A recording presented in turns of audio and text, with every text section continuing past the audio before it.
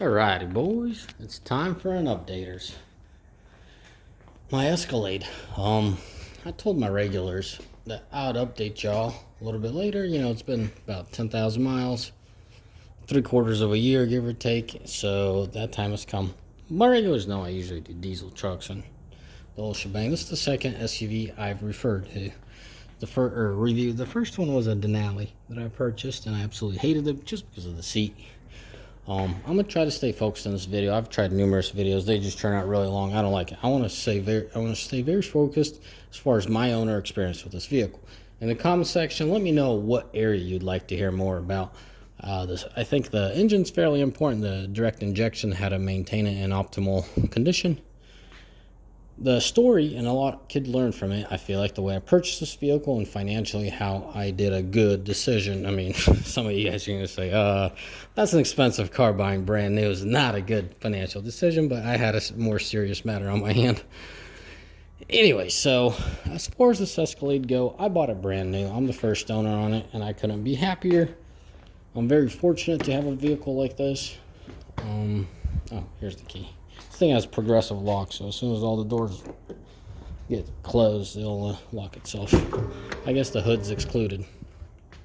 So 9,998 miles, so spare me a couple miles, so round it off 10,000 miles on this vehicle.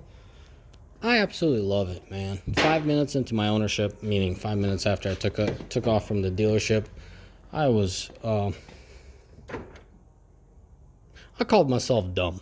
And the reason I called myself dumb is I didn't give the Escalade enough consideration, because I always said I'd buy a Denali. I went with that and I regretted it. I switched in the Denali, traded in the Denali for this Escalade. In 5 minutes of driving this Escalade, I called me dumb. Why? Just the kind of person I am, for the fact that I pay close attention to fine detail. And the Denali's what, 80,000 MSRP, the Escalade's 100. In my honest opinion, you get a lot more vehicle out of the Escalade Platinum than you would out of the Denali or the Yukon. To top of the line Yukon is a Denali, top of the line Escalade is a Platinum, so that's why you'll hear me say Platinum and Denali. That's what I'm referring to. Good quality, classical look, good old leather everywhere. Not much for me to complain about. It is a GM. You see that in some aspects. The biggest thing that stands out to me as an owner, this lever thing does not belong in here. It's fucking 98. It does not belong in this vehicle. Other than that, it's a good old classic, simple vehicle. Technologically up to date. It has the departure, has the assist, it has all the stuff. It works great. I don't use half of the stuff. For that matter, let me show you. I use this. This is like it parallel parking for you. Nah. Backing up into something is always on, and lane assist depending on the situation. If I'm really tired, I'm hauling on the freeway, interstate, I'll turn it on. For the most part, it's shut off. So that, as far as the ownership goes and the problematic side of it, since I knew I bought it, I turned the wheel to the left and right. I heard a clunk. I figured it was the tower. Went back to the dealership. They made it right. Put a new shock tower, whatever they're called. That's my only issue with this vehicle. I haven't really, I don't know anything else. There's a couple self-inflicted issues. I'm not going to put the dealership on blast. It's just my luck with dealerships, I guess. I bought this vehicle, got first oil change, ran into an issue that the service guy, I believe it was the service man that did, came back, they made it right.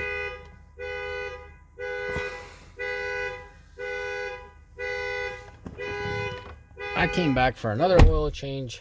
A more serious issue occurred, and came back, they made it right. It's just my luck, my ability. I think I just locked myself in, and I'm gonna be the next guy with an alarm. Well, that's funny. I don't know. So that is a little telltale sign for me. I have my own diesel shop, so they could do the work for me. I definitely have the place to do it, or I could do it myself in my own shop. Even in my own garage, I could do it. It's really simple. Oil services. Having a Platinum, I heard the 18 was the last year they did it, but they give you a lot of warranties and servicing. I think up to 50,000 miles I had free oil changes. Like, it's pretty wild with this Platinum. I believe they took that away with the 19s and up. Anywho's, So as far as this light leather, I thought it would be an issue. It's not. On paper, or excuse me, on the monitor video, it looks really like beige or off-white. In person, it's a mocha color. It's a really good color. It's an interesting color. In person, I very much liked it. When I was looking at it on the computer and doing my research, it was an absolutely no-go for me. But when I saw the color in person, it's a really nice color and absolutely looks like a luxury vehicle. In a work vehicle, probably not so much, but in a luxury vehicle, it looks great. I like the fact that it's classic. I mean, yeah, a little bit of a digital display. I'm not saying it's a bad thing. A little bit of technology. You shut it off. These are just black buttons. You put some energy to it and lights them up. It looks good. It really looks good. It looks balanced. It's nothing screaming like the Mercedes got the flat screen, or the newest Escalade got the big old flat screen and all that stuff. Nothing wrong with it. I'm just an old school kind of guy. I really like the simplicity. I have no intentions of getting rid of this vehicle if everything goes well. Not if everything goes well. If there's no need of selling it, I see myself having this thing for a lot of years to come because I enjoy it. I like the power of it. The 6.2 provides wonderful, outstanding power. The 10-speed transmission, in my opinion, is an honest must. What more can I tell you? You know what I mean? The fuel efficiency is phenomenal. The power is phenomenal. I think that's why the main reason I lit up the dash to show you the fuel efficiency. Something about this vehicle, I know overall they're not bad, but something.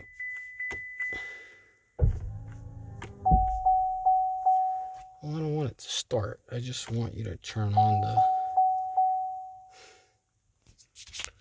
Oh, shows you how big of or how wonderful of an owner I am. I can't even get the ignition on. Now I guess I'm just gonna start it. Maybe the battery's down or something's on. I'm gonna want to start it. I think I just needed to hold the button long for like 5-10 seconds. So as you can see, we got trip 1, I guess. 9,009. Well, we can't really see that. 9,991 or 98.1. This is the life of the engine, or this vehicle. 16.8. Absolutely phenomenal gas mileage, guys. Hopefully I'll hold off from resetting that, or accidentally not resetting it. Alright, Mr. Radar, what are you finding in here? We are in the garage, my friend. So trip 2, I just did a out-of-town trip, 290 miles, 21.1. Majority of these miles, like I said, were out of town on the highway. I couldn't ask for more. Straight up on the highway, I was hanging out in the 22s, 23s. Did a couple grocery runs or whatever in town. It knocked it down a little bit, but I just can't complain. It is a 6.2. Like, technologically, this vehicle is very advanced. I've figured out how I'm going to keep this engine clean. The direct injection is an issue. This newer L86 is a good engine. I believe it still needs help. It's not perfected.